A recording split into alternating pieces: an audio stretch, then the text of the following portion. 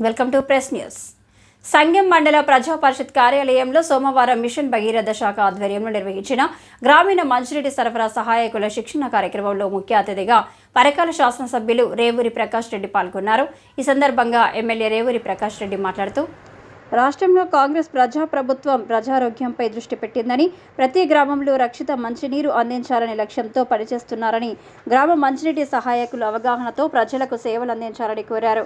గ్రామంలో మంచినీటి పైప్లైన్ నిర్వహణ, వాటర్ నీటి నాణ్యత పరీక్షలు, క్లోరినేషన్ ప్రక్రియపై 4 రోజులు శిక్షణ తరగతులు నిర్వహిస్తున్నామన్నారు.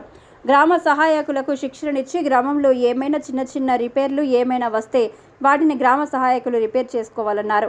గ్రామాల్లో స్వచ్ఛమైన నీటిని అందించేందుకు చర్యలు తీసుకోవాలని, అలాగే గ్రామ ప్రజలకు సరఫరా చేసే మంచినీటి కలుషితం కాకుండా ప్రజలకు అందించాలన్నారు. గ్రామాల్లో ఎక్కడ మురుగునీటి నిల్వలు ఉండకూడదని ఎప్పటికప్పుడు తొలగించే ఏర్పాట్లు చేసుకోవాలన్నారు. మన చుట్టూ ఉన్న పరిసరాలను పరిశుభ్రంగా ఉంచుకోవాలని, నిర్లక్ష్యం వహిస్తే తద్వారా దోమలు వృద్ధి చెంది వివిధ రకాల వ్యాధులు ప్రబలే ప్రమాదం ఉందన్నారు.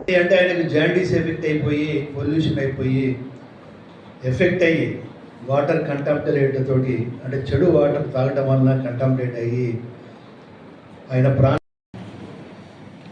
అవగాహన సమావేశంలో పాల్గొంటున్న మండల స్పెషల్ ఆఫీసర్ గారు శ్రీమతి వేదవతి గారు, డిఈ గారు RWS శ్రీనివాస్